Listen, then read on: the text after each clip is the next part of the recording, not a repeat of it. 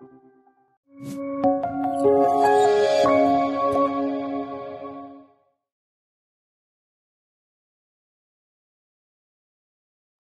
Assalamualaikum warahmatullahi wabarakatuh.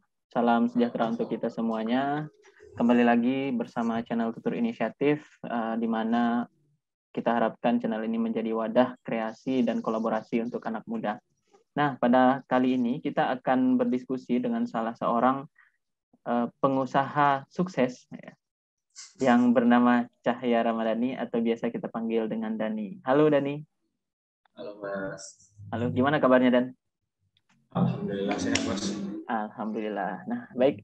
Ini mungkin sebelum kita masuk nih Dan, ya kalau boleh dijelaskan dulu Dan, ini sebenarnya Dani ini siapa sih? Gitu. Supaya teman-teman bisa kenal nih siapa Dani. Ya, Assalamualaikum warahmatullahi wabarakatuh. Ya, salam sejahtera ya. Ya, aku Cahya Ramadhani, biasa dipanggil Dani. Dulu sempat berkuliah di Universitas Sumatera Utara jurusan Teknik Elektro, dan sekarang itu ya masih juga kerja sebagai electrical engineer consultant di salah satu perusahaan swasta di Kota Medan. Selain itu 3 tahun belakangan ini aku juga ada mendirikan yang namanya usaha yang berbasis kuliner, namanya Tahu Walik Sarjana. Berbasisnya itu di Kota Medan. Kayak gitu Mas. Menarik Dan. Kalau boleh tahu Dan, sebagai electrical engineer ya Dan ya? Iya benar. Udah berapa tahun Dan? Itu mulai dari 2015 ketika kelar lulus kuliah, itu nggak lama udah kerja di perusahaan tersebut hingga sekarang. Seperti itu Mas. Jadi udah ada 5-6 tahun lah. Oh, 5-6 tahun ya Dan. Berarti bekerja dulu sekitar berapa tahun tuh? 2 tahun, setelah itu baru bikin Tahu Walik Sarjana gitu ya?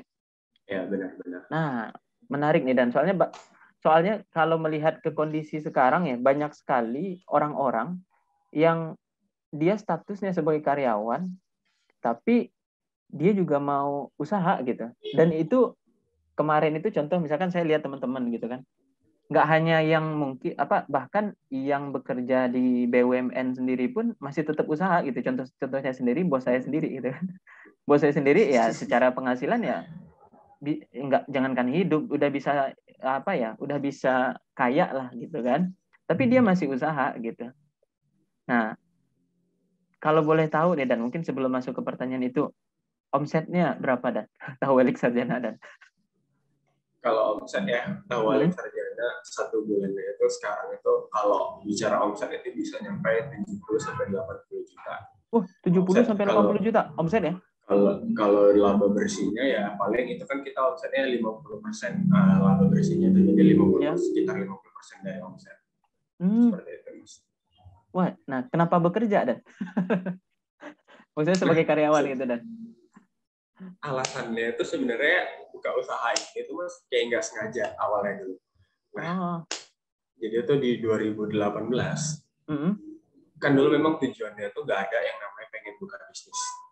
Tapi dulu tuh ketika kuliah pengennya itu bekerja, pengen banget itu bekerja di salah satu perusahaan BUMN, PLN, kalau elektro kan biasa ke situ. Nah, ke situ mindsetnya. Jadi aku tuh udah 5 kali tes di PLN, dan itu gagal terus. Deret gagal, dan 3 kali tes yang terakhir itu gagalnya di medical check up. Itu udah tes tahap kelima. Pokoknya di 3 kali terakhir itu gagalnya di medical check up. Nah, di 2015 itu kan ya bisa dibilang tuh kayak krisis identitas kan. Hidupnya tuh gitu-gitu aja, masih jadi seorang karyawan swasta yang flat, yang karirnya kalau di swasta kan nggak, naiknya tuh lambat banget. Benar-benar. Sementara lihat teman-teman yang lain itu kok mereka udah nyaman segala macam di jenjang karirnya masing-masing kayak gitu Mas. Nah, jadi di situ baru kepikiran kalau emang cari uang itu nggak bisa melalui dunia profesional, berarti salah satu caranya itu harus jadi entrepreneur kayak gitu. Benar. Cuman untuk ngelepas yang namanya kerjaan itu masih sayang, karena basically aku tuh suka Mas, dunia engineer tuh suka, electrical engineer tuh suka. Jadi kalau misal aku lepas semuanya full kerjaan itu, kayak basic waktu kuliah tuh pasti lambat-lambat bakal hilang kayak gitu kan, karena memang udah nggak pernah dikonekkan lagi kayak gitu. Nah, yang buat nyaman sekarang tetap kerja itu, masalahnya kerjaan aku sekarang di salah satu perusahaan swasta itu di Kota Medan itu. Jadi ketika aku lihat omsetnya besar, aku tuh pengen resign, udah resign aja kayak gitu.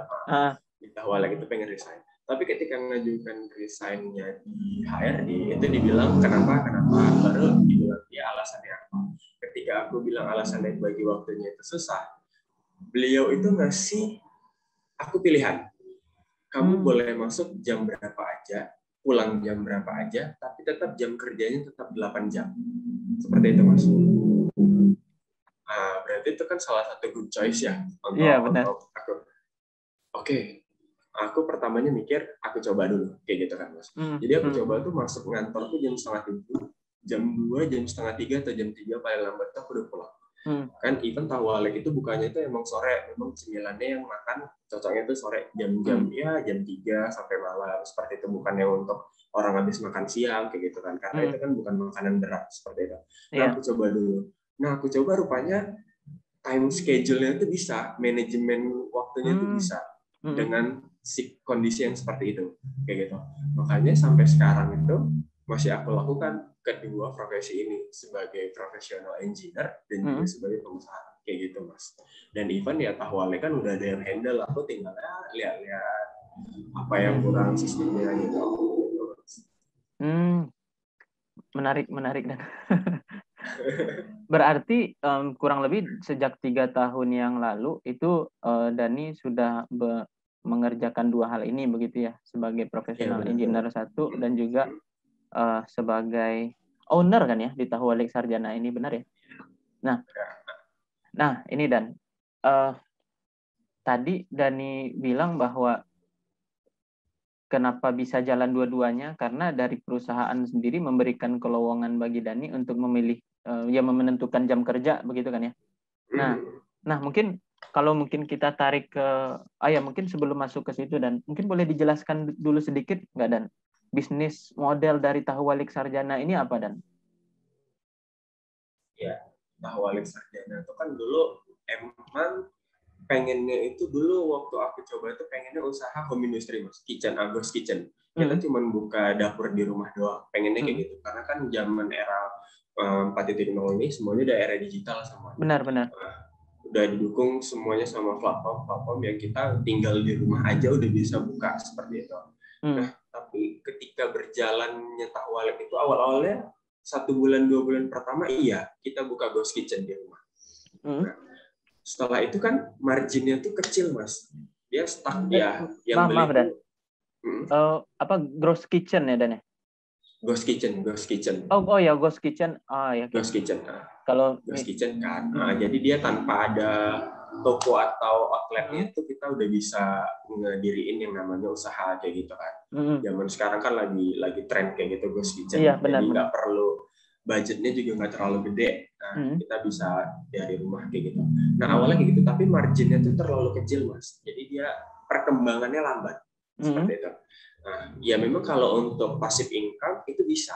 Yaitu untuk ibu rumah tangga sekarang. Cuman kan di sini aku tujuan buka usaha itu memang buat pengen itu menjadi salah satu finansial utama. Sebenarnya dulu seperti itu. Kalau misalnya labanya kecil gitu terus, itu nggak bisa. Makanya aku coba kemarin itu buka yang namanya outlet. Cari di mana, kebetulan karena emang udah kuliah di USU udah cukup lama dan tahulah situasi pasar di USU gimana. Awalnya dulu marginnya memang tingkat mahasiswa dulu. Makanya itu aku cari daerah dekat kampus. Seperti itu, Mas. Cari daerah dekat kampus, ketemu, ya udah buka di dekat kampus.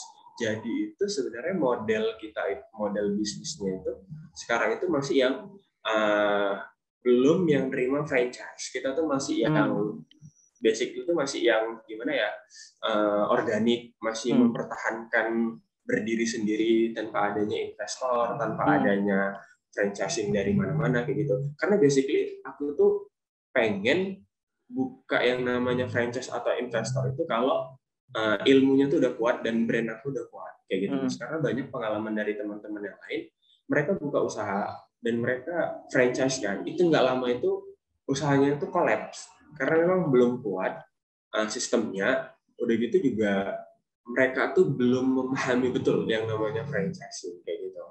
Bukan yang nggak mau buka yang namanya franchise. Sejauh ini banyak yang minta franchise, jujur.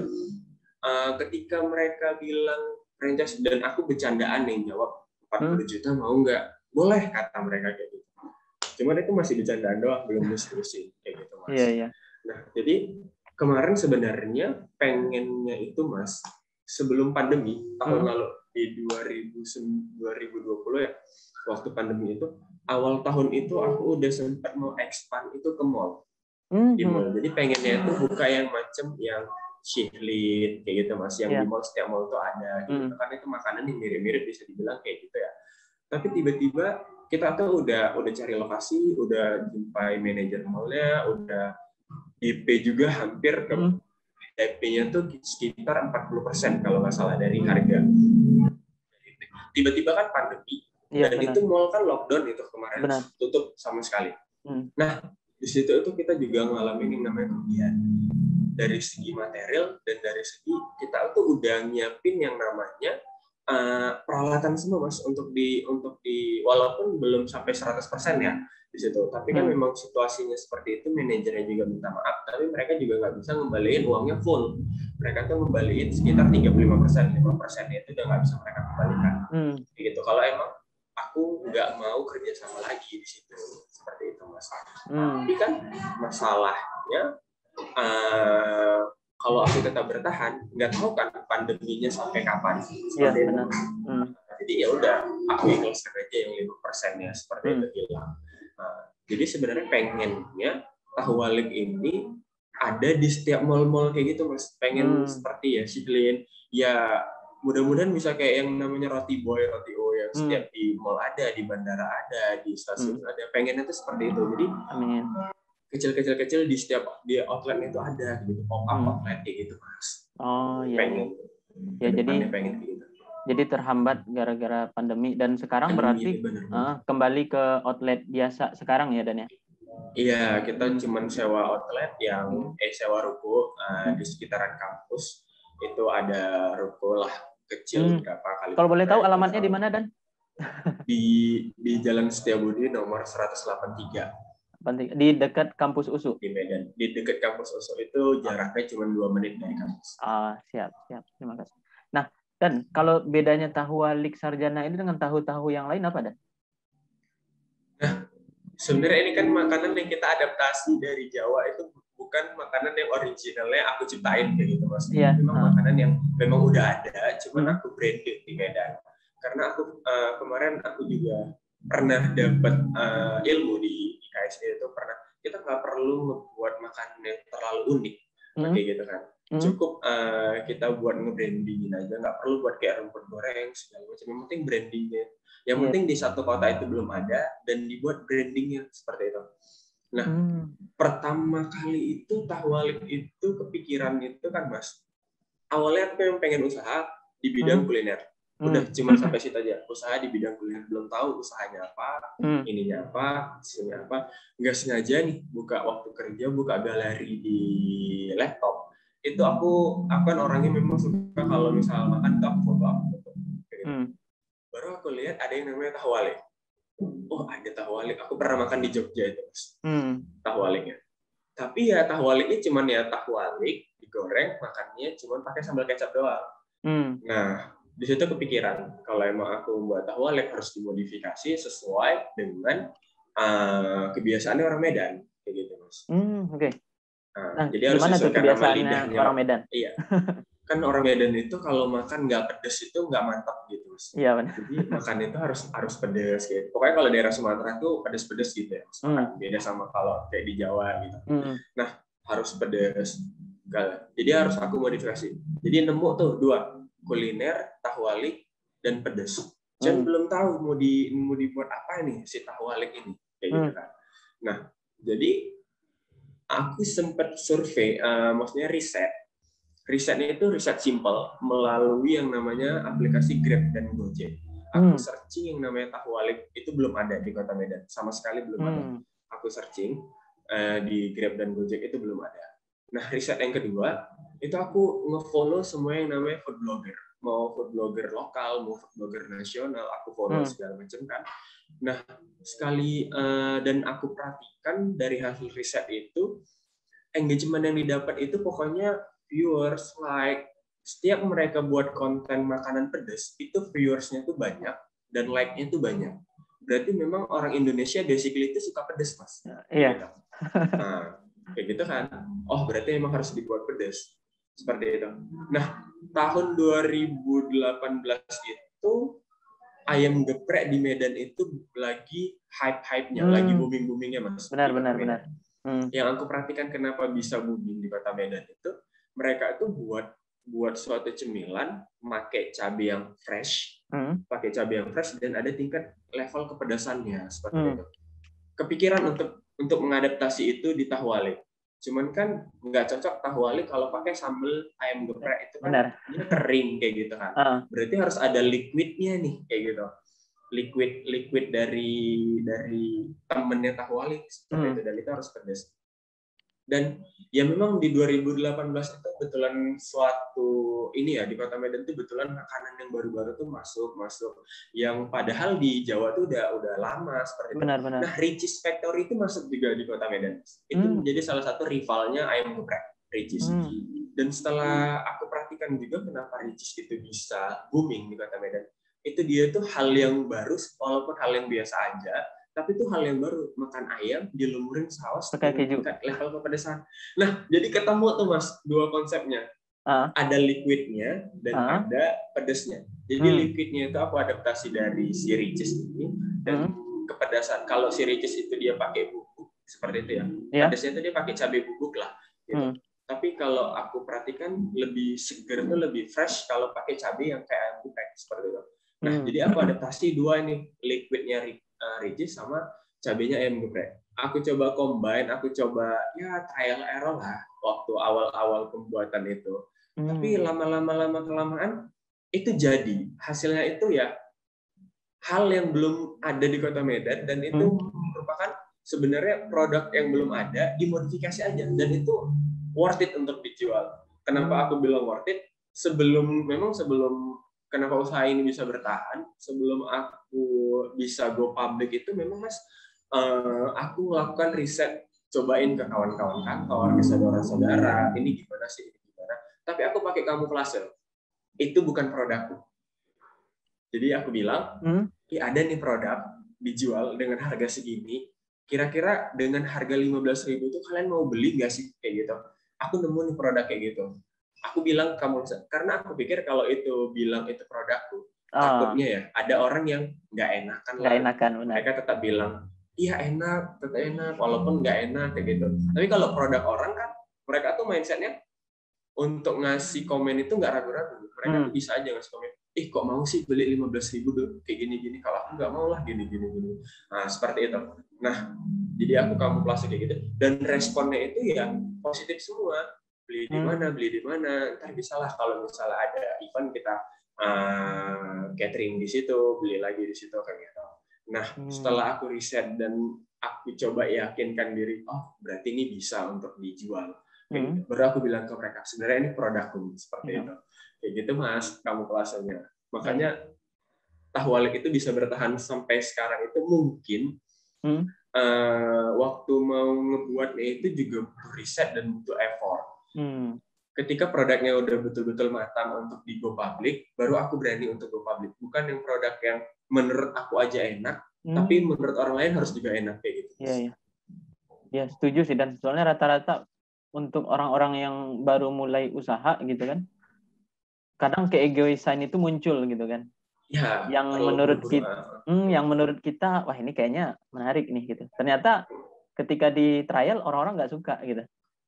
Nah, Dan kalau boleh tahu, berarti Dani tadi riset berapa lama risetnya, Dan? Itu cukup lama Mas, karena memang aku risetnya itu nggak aku fokuskan memang waktunya aku fokuskan untuk riset gitu. Karena kan bekerja juga kan ya. Gitu.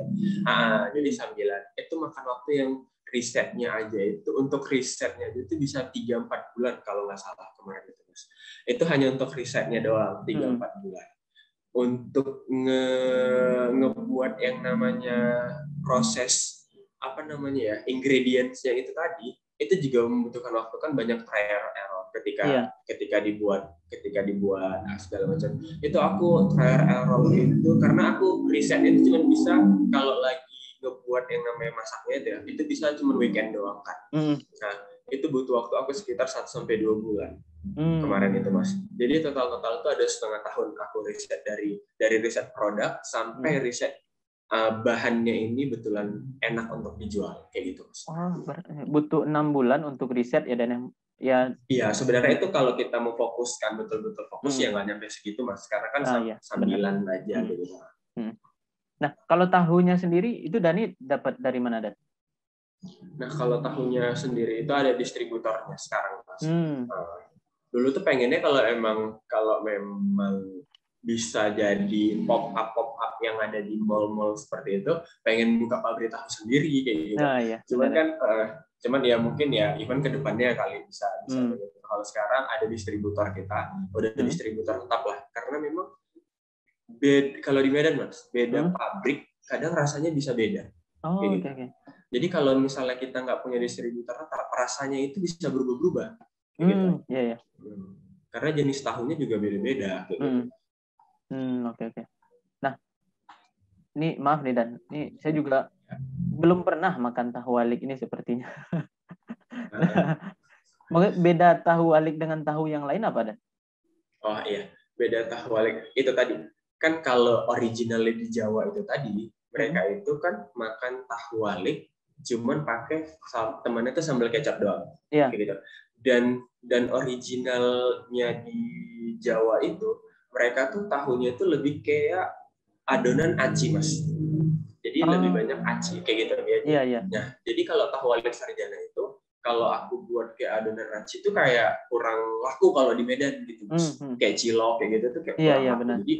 Jadi isiannya itu aku lebih ke bakso gitu. Jadi baksonya tapi kan yang bukan terlalu pure bakso kayak gitu Mas. Dia tuh yang kalau bakso itu kan ya kenyal dan keras kayak gitu kan.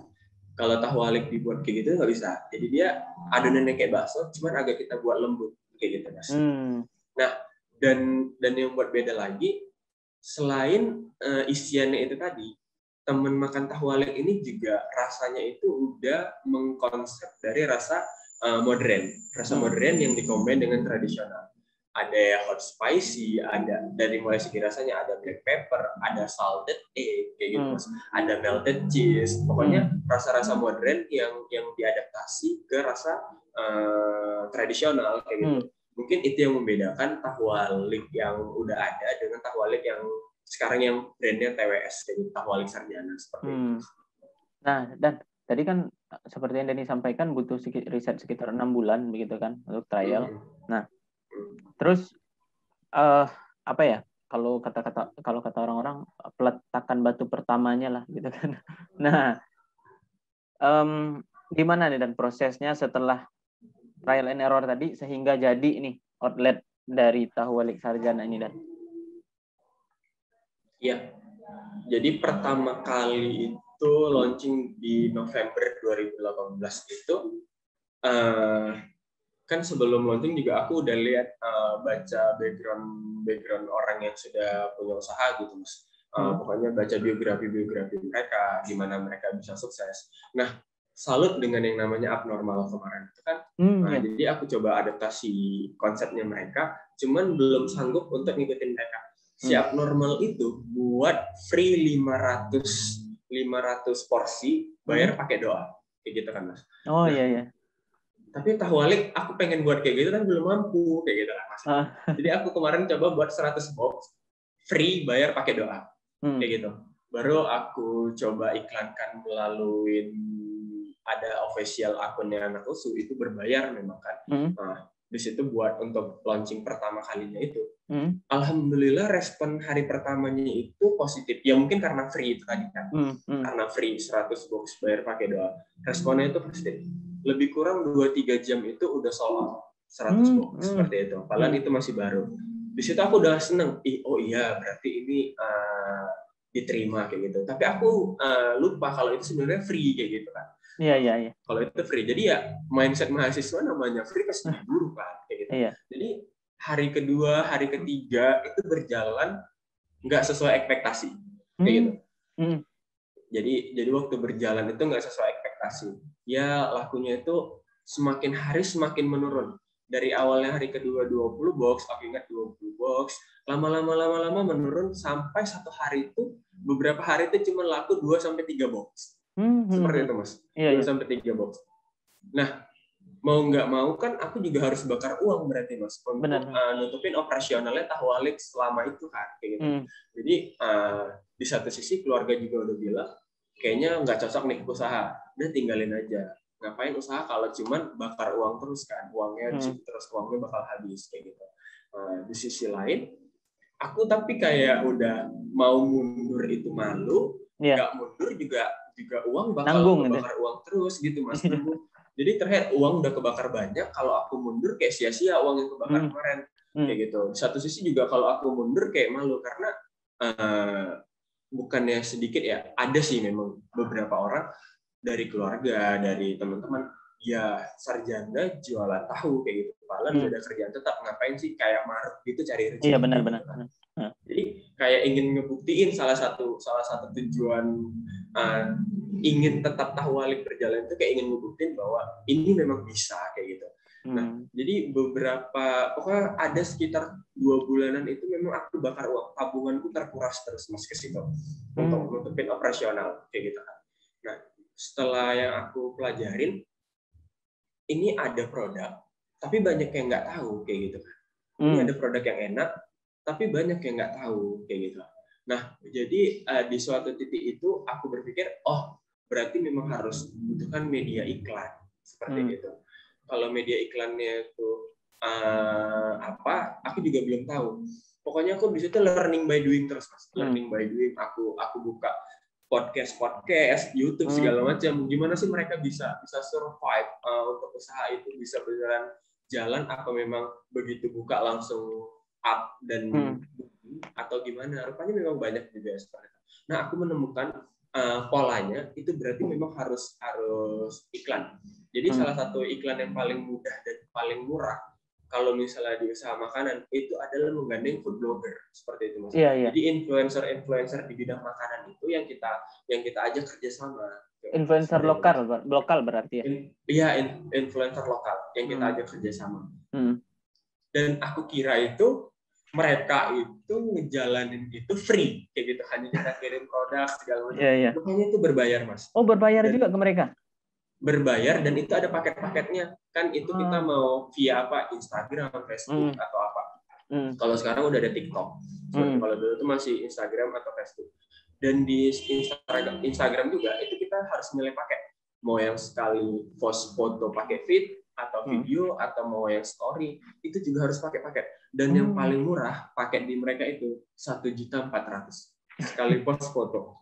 Nah, aku cukup speechless ya. 1.400.000 belum gede, sementara udah bakar uang begitu banyak kan. Tapi karena memang tabungannya masih ada, aku nekatin Mas. Aku pengen tahu, penasaran. Apa sih engagement yang didapat setelah kita iklan paid promote itu tadi, kayak gitu. Pengen lihat lah. Karena kalau belum dilakuin kayak penasaran gitu. Aku coba paid promote, aku carikan food blogger di Medan, influencer kuliner yang mereka itu betulan fokus di bidang seperti itu kayak gitu. Aku cari, aku gandeng, jadi itu aku bayar kemarin tuh 1.600.000 pertama kali aku promo. Jadi mereka tuh datang ke outlet kita, nge-review makanan kita, dan itu waktunya juga mereka yang nentuin, karena mereka juga punya rumus untuk post di Instagram itu nggak sembarangan dan nggak setiap hari kayak gitu. Jadi ada waktu-waktu tertentu mereka harus nge-post kayak gitu. Nah, setelah aku tunggu dan di-post sama mereka, di situ aku betulan kayak, followersnya Tahu Alik itu naik drastis. Dari yang cuma berapa puluh, itu cuma berapa ya, 90 atau berapa, naik ratusan gitu. Pokoknya grafiknya itu naik. Dan penjualan di online itu, di Grab maupun di Gojek itu juga naik seperti itu. Naik ini. baru aku berarti harus memang mengiklankan, seperti harus berani bakar uang, seperti itu Mas. Nah mulai dari situ aku ketemu pola bisnis. Berarti iklan itu nggak boleh putus. Aku schedulein. Kemarin tuh aku belum mampu untuk iklan per minggu, jadi aku baru mampu iklan per bulan kayak gitu. Jadi setiap akhir bulan itu, kenapa aku milih akhir bulan? Kebanyakan orang gajian di akhir bulan untuk membelanjakan uangnya. Nah, aku pilih di akhir bulan. Jadi setiap di akhir bulan itu aku selalu gandeng yang nama influencer. Jadi berbeda-beda. Aku carilah influencernya. Bulan ini A, bulan ke depan B, bulan ke depannya lagi C kayak gitu. Nah, seperti itu Mas. Makanya mulai dari situ Tahualek itu mulai banyak dikenal orang. Seperti itu Mas. Lama-lama dikenal. Aku sering ngelakuin nama promo, baru Instagram Ads juga aku mulai coba lakuin kayak gitu. Nah, mulai dari situlah produk Tahualek Sarjana ini dikenal masyarakat Medan kayak gitu Mas. Nah, jadi titik awalnya itu seperti itu. Sempat ingin menyerah karena memang asli cuma 2 box laku setiap hari itu udah kebetulan nggak nutup untuk operasional aja, nggak nutup. Apalagi untuk ngegaji karyawan, bayar sewa tempat, bayar operasional listrik, air, segala macam itu nggak nutup. Jadi itu kebetulan dilema antara mundur sama maju, tapi kebetulan memang Mas, aku punya backup tabungan yang memang itu tabungan itu belum ada terplanningkan untuk apa. Jadi ya aku nekat aja untuk ngebakar tabungan itu, gitu Mas. Itu gimana perasaannya Dan, ngebakar tabungan Dan? Sedih Mas, aku kerja 3 tahun itu kan, ya tahu ya di swasta itu gajinya juga nggak terlalu besar seperti itu. Nah tiba-tiba tabungan itu drastis terkurasnya itu sedih. Tapi di satu sisi juga kalau aku ngelakuin itu aku penasaran kayak gitu. Sekarang masih sedih nggak Dan? Tabungan tadi? Sekarang udah nggak sedih Mas. Alhamdulillah. Alhamdulillah. Nah Dan, tadi kalau boleh tahu nih Dan, kita nanya secara spesifik, nanya angka gitu Dan. Modal yang Dani butuhkan, modal awal ya untuk ngebangun sebelum menggunakan influencer untuk iklan tadi itu berapa Dan? Kira-kira Dan? Modal awal itu karena memang sebelumnya itu belum ruko Mas, itu kita sewa food court. Jadi satu tempat rame yang jual. Jadi itu kan sewa tempatnya bisa ngomongin budget itu aku butuh 7 juta modal awalnya. 7 juta. Itu termasuk dengan bayar orang, segala macam gitu. Nah, itu 7 juta modal awalnya. Karena memang tempatnya itu belum berdiri sendiri, masih yang rame-rame bayarnya. Iya, benar. Food court gitu. Jadi lebih murah. Seperti itu. Itu modal awalnya 7 juta. Nah, tadi setelah modal 7 juta di food court, terus setelah di food court baru sewa outlet sendiri, begitu ya? Benar-benar. Nah, kalau boleh tahu Dan, ini Dani membangun Tahualek Sarjana ini sendirian dari awal? Sendirian Mas. Aku ngebangun Tahualek ini sendirian, tapi tetap ada yang nge-backup itu adik kandung. Karena kan di satu sisi kan aku nggak bisa full di situ seperti itu. Nah, jadi yang nge-manage manajemen segala macam itu tetap adik aku yang ngebantuin. Gitu. Oh begitu. Jadi berarti yang mempersiapkan semuanya berdua ya di awal sebelumnya ya? Ya mulai dari pertama-tama itu dia dulu kan masih kuliah. Itu masih sendirian, masih aku. Setelah dia udah kelar semuanya, sekarang dia juga ikut mempersiapkan semuanya. Gitu. Siap. Nah, tadi itu kan ya setelah menggunakan influencer untuk pemasarannya, dan alhamdulillah sekarang seperti yang Dani sampaikan di awal tadi, omset bisa sampai 70-80 juta ya Dan sebulan ya Dan. Nah, rencana nih Dan, ke depan Tahualek Sarjana ini mimpinya akan seperti apa Dan? Pengen banget ini punya yang namanya lembaga PT ya. Kecil-kecilnya CV lah. Cuman kalau CV kan setelah aku pelajarin itu belum. Kalau VT itu udah enak, uang pribadi sama uang perusahaan itu udah terpisah segala macam, lebih enak. Pengennya itu punya yang namanya PT. Baru kita punya yang kayak aku bilang yang tadi aku bilang juga. Pengennya itu kita ada di setiap mall-mall. Ya nggak usah muluk-muluk di Kota Medan dulu. Di setiap mall-mall di Kota Medan itu ada. Baru nanti kalau udah tahu sistemnya, manajemennya segala macam, mungkin baru bisa expand keluar kota kayak gitu Mas. Pokoknya pengennya itu yang kayak ada makanan yang ada di mall itu Mas. Jadi makanan ringan yang ada di mall. Kan kalau kita lihat di setiap kota itu ada. makanan itu kayak catain segala macam itu di setiap kota tuh gampang banget ya. Nah, pengennya ke depannya itu tahu walek itu pengen kayak gitu.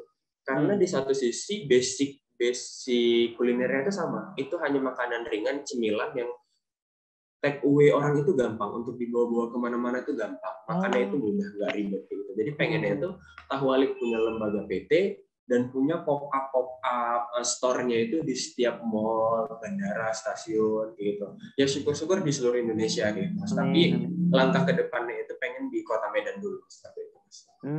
Siap.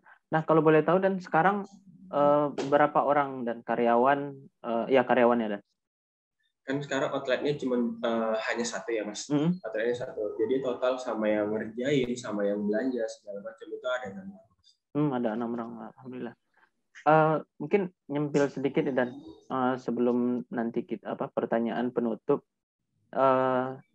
tadi Dani menyampaikan di awal 2020 mau masuk ke mall begitu kan ya, tetapi karena dengan adanya pandemi ini ya terhambat lah semuanya.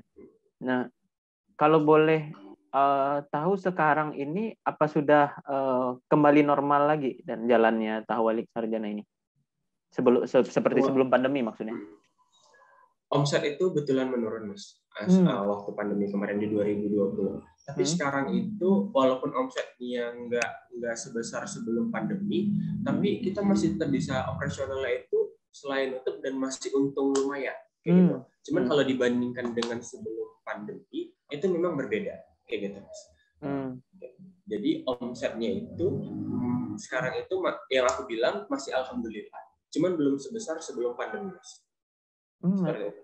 Dan di satu sisi lagi, setelah tahu walek itu booming, jadi banyak yang buka usaha yang sejenis. Jadi saingan Tahu Walik Sarjana itu banyak di Kota Medan sekarang. Yang dulunya cuma ada Tahu Walik Sarjana, sekarang itu udah banyak tahu walik sejenis. Jadi itu juga mempengaruhi. Tapi yang buat aku masih agak sedikit lumayan tenang dan masih bisa bersaing dengan mereka itu masih usaha yang belum betulan di konsep.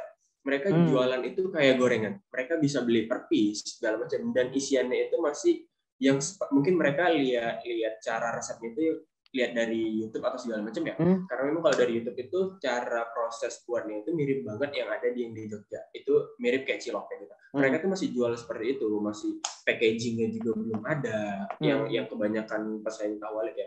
Memang harganya bisa lebih murah dari tahu walik. Tapi dari segi rasa itu jauh berbeda.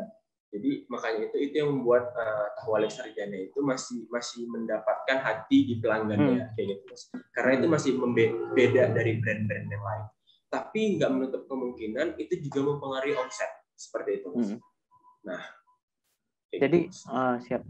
Nah, tadi itu kalau boleh disebutkan ya, dan tadi kan Dani menyampaikan di awal tadi untuk dapat membangun Tahu Walik Sarjana ya harus membakar tabungan tadi ada bakar tabungan tadi begitu kan. Itu terlebih juga posisi sebagai seorang karyawan yang sebenarnya gimana ya, dan kalau kata orang kalau kita punya dua pintu yang terbuka itu enak buat milihnya gitu. Dan Dani ini ada pintu sebagai pengusaha Tahu Walik Sarjana dan pintu sebagai seorang karyawan gitu kan. Dan misalkan kayak Tahu Walik Sarjana ini agak turun seperti yang Dani sampaikan seperti di awal tadi, sebenarnya yang paling enak itu ya Dani tinggal udah ambil aja karyawan gitu kan, ngapain pusing-pusing gitu kan ya. Kan itu lebih sulit dibandingkan Dani memang fokus di Tahu Walik Sarjana gitu kan. Wah, ini kalau nggak gue jalanin nih gue bisa mati nih gitu kan ya, sederhananya gitu kan. Itu kan lebih enak menurut saya gitu kan. Nah, apa sih dan kuncinya dan supaya bisa tetap pintu ini kebuka dua-duanya dan sebagai seorang profesional engineer dan juga sebagai seorang pengusaha Tahu Walik Sarjana? Iya, sebenarnya harus ditentuin dulu Mas, tujuan ngebangun suatu bisnis itu apa. Kalau emang tujuannya untuk passive income, mungkin bisa yang kayak dibilang Mas Rahim tadi kan. Jadi tinggal pilih aja, ketika salah satunya collapse, ya kita tinggal ke pintu lainnya kayak gitu. Tapi kan tujuan aku ngebentuk Tahu Walik itu sebenarnya bukan untuk passive income ya, itu memang untuk jadi suatu ini main income-nya ya. Iya, ini finansial utamanya Tahwali kayak gitu, finansial utamanya aku. Jadi aku pengen banget yang ngerasain kayak teman-teman lain rasain itu yang namanya financial freedom, Mas. Seperti itu. Jadi yang kalau cuma mengandalkan di satu income aja kayaknya nggak bisa. Karena memang basically itu karyawan swasta. Jadi tujuannya itu harus dibenerin dulu, Mas. Ngebangun ngebangun bisnis itu untuk apa? Kayak gitu. Nah, kalau emang kita hanya ikut-ikutan tren, sekarang tuh lagi tren punya selain bekerja juga punya bisnis kayak gitu. Itu lagi tren segala macam. Itu mungkin betulan bakal kolaps kayak gitu. Karena nggak di-planningkan dan nggak direncanakan secara matang. Karena dia itu betulan hanya ikut tren. Tapi kalau tadi tujuan sama visi misinya itu jelas, mau apapun yang terjadi, mau bisa dibilang bakar uang itu tadi bukan hal yang mudah kayak gitu kan. Kalau misalnya tadi setelah bakar uang dan uangnya itu habis dan Tahwaliknya dan bisnisnya ini belum berkembang juga, kan betulan kayak bunuh diri kayak gitu kan. Benar. Nah itu kan nggak mudah. Makanya itu harus visi misinya itu harus dibenerin dulu. Nah setelah itu kita juga harus tahu, Mas, sebenarnya passion kita cari uang itu di mana kayak gitu. Nah, kalau emang passion kita nggak ada pengennya di bisnis, kayaknya nggak usah nyemplung di dunia bisnis. Tapi passion itu bukan hal yang timbul dalam diri, itu bisa digali gitu ya, Mas. Passion itu bisa digali gitu. Jadi selama kita memiliki passion, visi dan misi, dua-dua suatu project itu, suatu kerjaan itu, suatu profesi itu kemungkinan memang bisa berjalan, Mas. Yang penting visinya itu, misinya harus jelas, tujuannya itu harus jelas. Jangan hanya ikut-ikutan dan jangan hanya pengen lihat orang sukses, kita juga ternyata enak, selain jadi karyawan juga punya bisnis, ternyata enak seperti itu. Tapi untuk ngedapetin itu sebenarnya memang betul yang dibilang, ngebangun bisnis itu maksudnya ngejalanin bisnis itu nggak serumit ketika kita ingin memulainya. Memulainya itu gampang, tapi untuk bisa bertahan itu yang susah. Jadi visi dan misi, tujuannya harus kita perjelas lah kayak gitu, Mas. Menarik sekali, berarti tadi seperti yang Dani sampaikan, visi, misi, terus passion ya Dan ya. Dan tadi yang menarik seperti yang Dani sampaikan itu, ya memang benar sih. Sebenarnya memulainya itu mudah sebenarnya Dan ya. Tapi mempertahankannya itu benar sekali. Mempertahankan soalnya. Iya. Siap Dan. Nah, Dan, ini pertanyaan terakhir ya Dan. Nggak tahu nih, apa mungkin sudah terjawab di sebelumnya atau sudah terjawab atau belum ya? Tips dan trik untuk para karyawan yang mau membuka usaha, apapun itu usahanya, gimana Dan? Iya, sebenarnya kita kerja kan juga nggak 24 jam ya. Kalau kita kerja jadi apapun, yang kerja 24 jam itu sebenarnya pengusaha. Kalau kita jadi karyawan itu pasti ada limit batasan waktunya. Jadi kalau emang pengen banget mulai usaha, time management tuh harus dibenerin dulu, Mas. Jadi kapan jam waktu kita kerja, kita tuh harus benar-benar kerja. Jangan sampai kita bawa pulang kerjaan untuk lembur segala macam. Karena memang kalau time managementnya gagal, itu kita nggak bisa melakukan yang namanya dua profesi sekaligus. Jadi time managementnya harus beneran dibetulin dulu. Kalau lagi bekerja ya betulan bekerja, fokus dulu dengan bekerja. Baru setelah itu hal yang ingin kita lakuin itu apa, waktu yang tersisa itu apa, kayak gitu. Walaupun jam tidur kita kurang, tapi normalnya manusia itu yang penting jam tidurnya itu nggak perlu 8 jam, yang penting berkualitas. Seperti itu, Mas. Jadi kita tinggal ngebangun yang namanya time management. Seperti itu. Yang kedua itu, ya kalau emang usahanya pengen berjalan sendiri ya, nggak pengen yang namanya investor, franchise segala macam. Ya kita juga harus berhemat dalam masalah. Karena memang kalau kata orang bisnis itu nggak perlukan banyak modal, mungkin iya. Nggak perlukan banyak modal, mungkin iya. Tapi berjalannya bisnis kita nggak tahu ke depannya. Apakah bisa tetap stabil atau enggak. Nah, di situ yang memerlukan banyak modal. Ketika operasional suatu bisnis itu nggak berjalan sesuai ekspektasi, berarti modalnya itu juga di luar dari kita, kesadaran kita. Mau nggak mau kita juga harus nambahin modal. Nah, berarti selain time management, kita juga harus berhemat seperti itu, Mas, untuk memulai yang namanya bisnis. Yang kedua, kita betulan harus cari passion apa sih, bisnis apa sih yang betul sesuai sama passion kita, kuliner kah, passion kah, di bidang apakah, otomotif kah, segala macam kayak gitu. Kita harus cari juga yang namanya passion kita atau apa. Kalau basically kita nemu passion kita, itu beneran enak banget yang namanya ngejalanin dua-dua bisnis, dua-dua profesi ini, Mas. Karena memang itu sesuai passion kita. Kalau kita suka yang namanya fotografi, kita buka bisnis di dunia fotografi, pasti kita bakalan, walaupun kita ngelakuin bisnis yang enak. Nggak apa-apa, Dan, diangkat dulu aja. Bentar, Mas, dimatiin. Nah, kalau kita ngelakuin, kalau itu sesuai passion kita gitu ya, Mas, berarti kan walaupun waktu kita terkuras, tapi kita tetap senang, enjoy ngejalaninnya. Time management, hemat, sama kita juga harus tahu arah bisnis kita tuh ke arah mana, passion kita tuh di mana. Nggak mesti kuliner itu memang gampang dan lagi nggak mesti di bidang seperti itu. Bisa fotografi, pokoknya sesuai passion kita lah, Mas. Seperti itu. Financial, time management, sama passion itu juga harus digabung dalam suatu tujuan yang sama. Maka kita tuh pasti bisa, Mas, ngelakuin dalam bisnis. Karena memang waktu kita tuh nggak mungkin full 24 jam untuk kerja. Kayak gitu, Mas. Seperti itu. Menarik. Yang aku lakuin seperti itu sih. Ya. Menarik, Dan. Jadi, kalau yang saya tangkap 3 tadi ya, Dan ya. Time management, tadi financial management juga ya. Dan yang terakhir tadi passion-nya gitu ya. Jadi 3 itu tips dan trik yang Dani rasa, yang sudah Dani lakukan jika memang seorang karyawan mau membangun usahanya seperti yang Dani lakukan sekarang. Benar ya, Dani?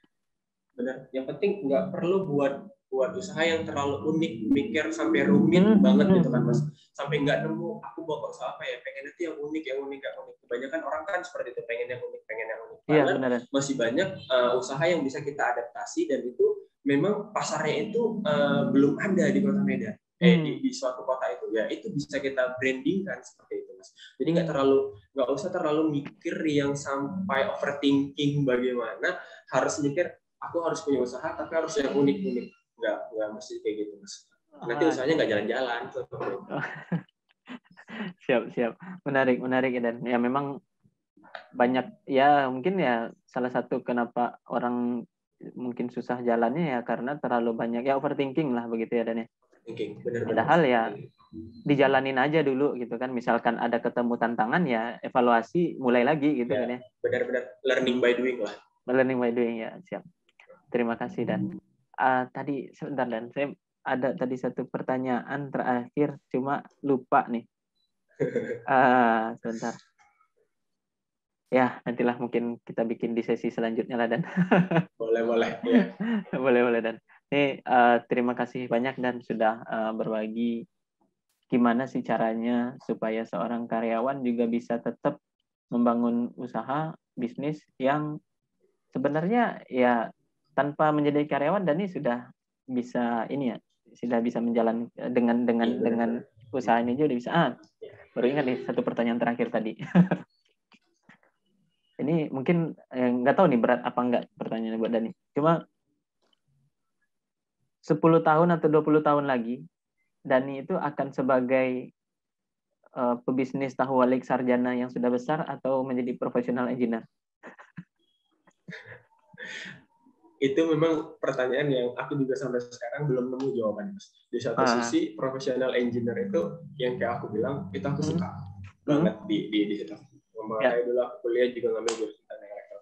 Di satu sisi setelah aku ngejalanin yang namanya bisnis kuliner ini juga ya mungkin di awal-awal dulu banyak nguras waktu. Nguras tenaga. Tapi setelah apa kan manajemennya udah bagus dan itu nggak full aku yang handle kayak gitu. Kalau sudah berjalan. Nah, makanya itu kalau dibilang 10 tahun ke depan, kalau memang harus milih, aku tuh milih untuk menjadi seorang pebisnis, Mas. Kalau emang harus milih antara dua itu tadi. Kenapa aku milih jadi seorang pebisnis? Feel-nya itu beda. Ketika kita satu sisi di akhir bulan bisa gaji karyawan, di Lebaran ini bisa ngasih THR ke mereka, feel yang kita rasain itu beda.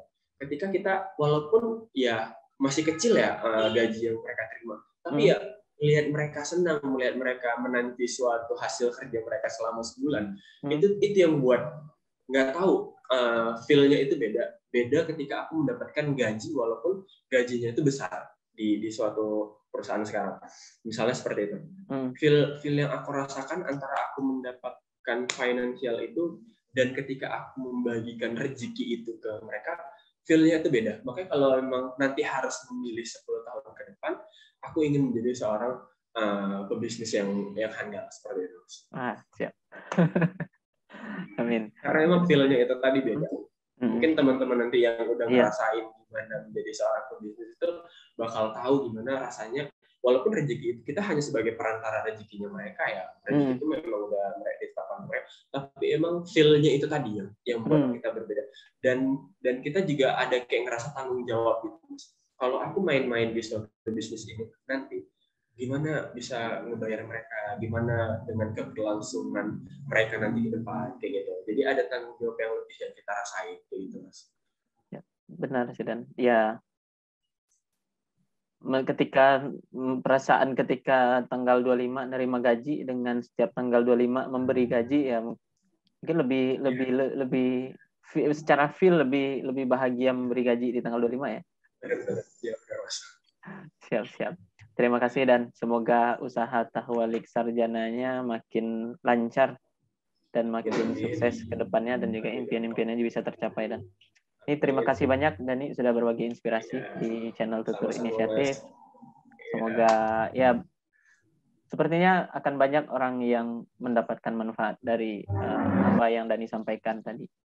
Terima kasih banyak dan juga rekan-rekan semuanya, terima kasih sudah menonton channel Tutur Inisiatif dengan salah seorang pemateri kali ini yaitu Cahya Ramadhani, pengusaha Tahwalik Sarjana. Terima kasih. Assalamualaikum warahmatullahi wabarakatuh. Waalaikumsalam warahmatullahi wabarakatuh.